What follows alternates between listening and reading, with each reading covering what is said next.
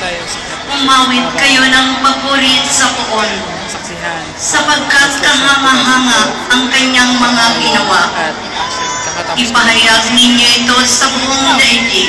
ang misa dito ay Mga anak ng Sion, at umawit kayo ng buong ganap, sapagkat nasa piling ninyo kasalukuyan ay ang tumatuloy pa rin dakila sa at ang banal ng pa Israel. rin ng pag-ikot na inaasahan baka umabot ng madaling araw. So, ating kasi ako dahil sama tayo dito, picture natin ito sa vlog at kasama din ang iba pang videos na share na maaari nyo makita sa akin. So, maraming salamat sa inyong pakinig at pagpalain kayo ng Panginoon sa inyong pagtangkilik dito at Happy Fest!